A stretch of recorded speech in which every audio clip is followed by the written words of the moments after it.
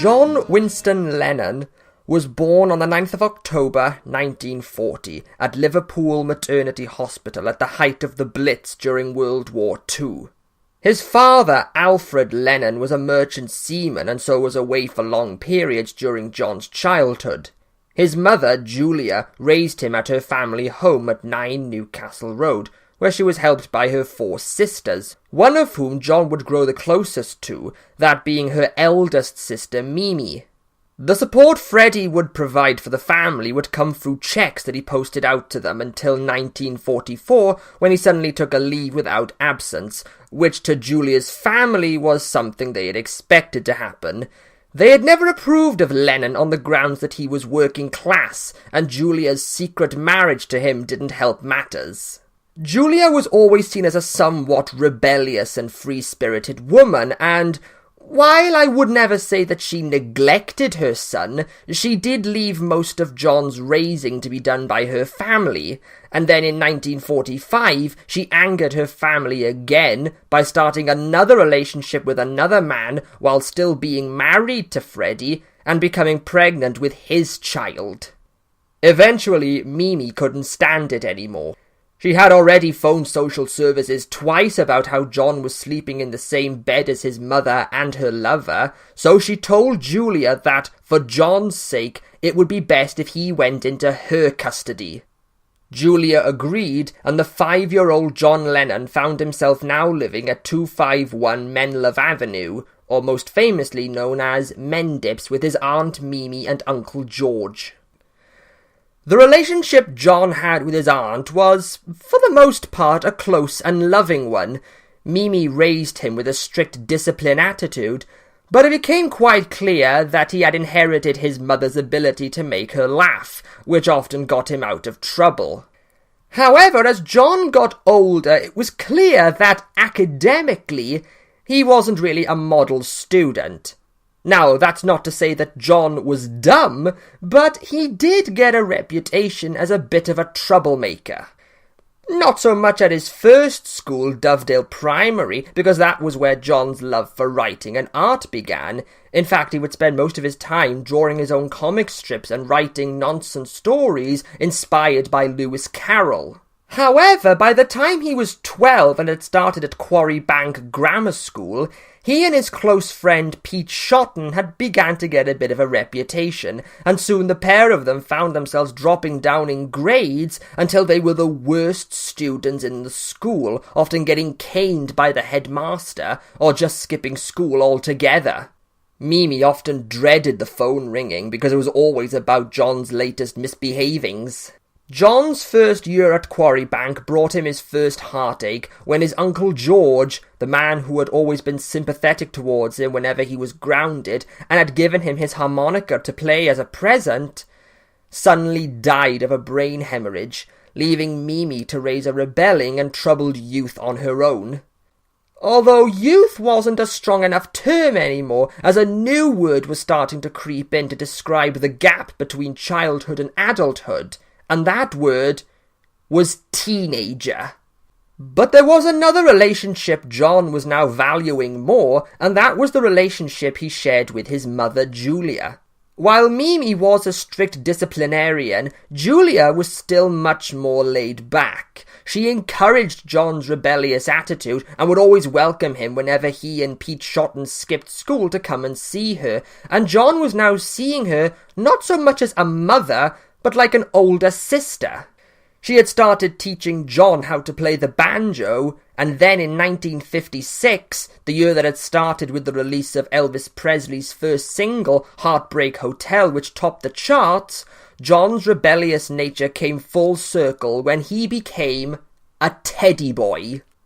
Teddy boys were a subculture among the youth of Britain. They wore outlandish clothes inspired by the Edwardian period, including velvet-trimmed jackets and drain-pipe trousers that were so scandalously short that they showed the wearer's socks, which were no longer a respectable grey, but were now a variety of bright colours, with the most popular being pink.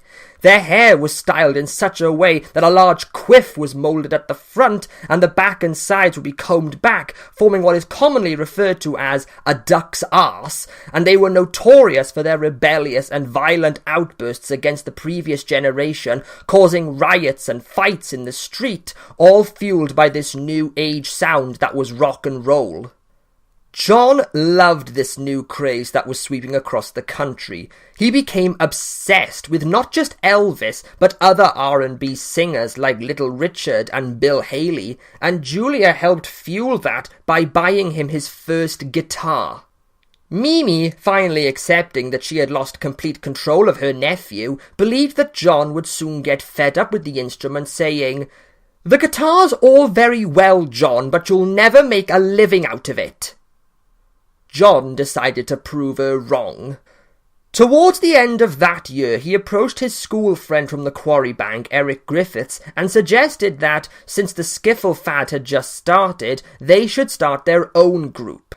While the pair of them played guitar, Pete Shotton was brought on to play washboard, and the tea-chest bass being switched around between Bill Smith, Nigel Walley, Ivan Vaughan, and Len Gary.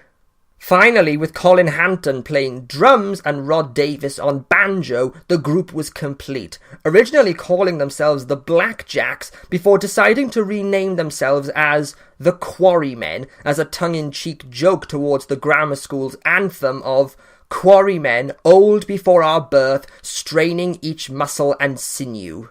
Their rehearsals were usually at each other's houses, not John's for obvious reasons. Mimi completely disapproved of any music.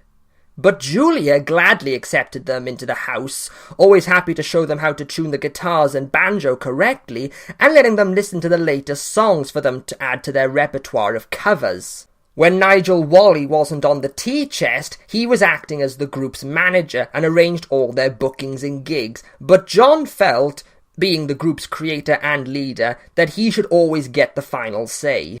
John naturally had failed every single one of his GCE examinations at the end of his last year at the Quarry Bank in 1957, while his Quarrymen members Rod Davis and Pete Shotton were being accepted to pursue new careers while still trying to stay loyal to the group.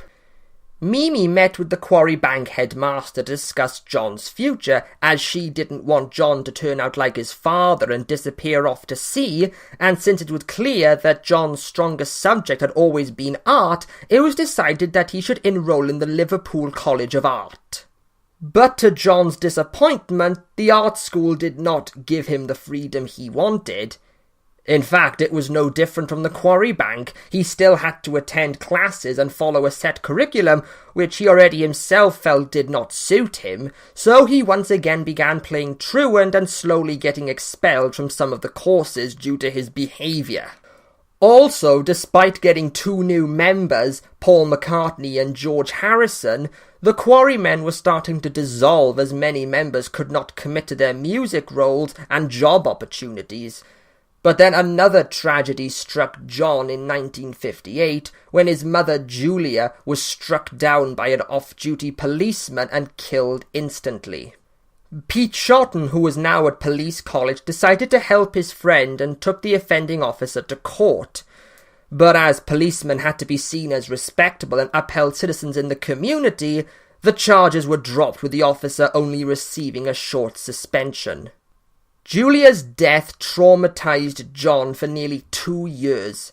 He began drinking heavily. His friends and fellow students were becoming afraid of him due to his anger and violent outbursts, most of which were inflicted upon his on-and-off girlfriend, Cynthia Powell.